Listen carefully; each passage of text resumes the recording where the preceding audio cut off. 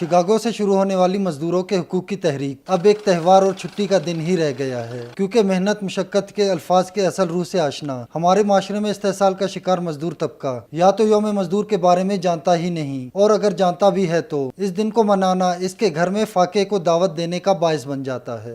हमको पता है मजदूरों का कोटिया में मनाते हैं दिन, आलमी दिन मनाते हैं, एक दिन साल में होता है।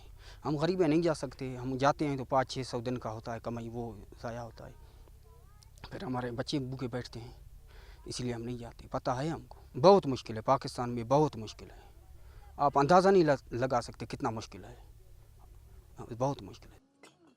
क्वेटा में ईंटों के भट्टे पर काम करने वाले मजदूरों की कहानी मुल्क के दीगर हिस्सों के मजदूरों से मुख्तलिफ नहीं। रोजाना 300 से बमुश्किल 500 रुपए कमाने वाले इन मजदूरों पर घरों के चूल्हे, बच्चों की तालीम, महंगाई से जंग समेत और बहुत सी जिम्मेदारियां आयद होती हैं, जिनका तदारक यौम मई पर सेमिनार, जलसे जुलूसों के इनेकाद से मुमकिन नहीं। हमको सर पता नहीं है मजदूर का कैसे देने, कैसे हमको पता भी नहीं है। मजदूरी का ऐसे है, बस हम सुबह आएगा काम शुरू करेगा, हमको बिल्कुल पता भी नहीं है।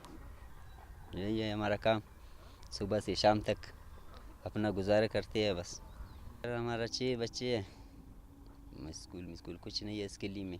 आज मुल्क के तमाम दफातर बंद हैं। महकमों की लेबर यूनियंस गला फाड़ फाड़ कर मजदूर जिंदाबाद के नारे लगा रही हैं। अफसरान घरों में छुट्टी मना रहे हैं, जबकि मजदूर आज भी काम कर रहे हैं। इसके बाद भी क्या ये कहना दुरुस्त होगा कि आज मजदूरों का दिन है? कैमरामैन खैर मोहम्मद बलोच के साथ शहजाद मुमताज, कैपिटल टीवी, क्वेटा।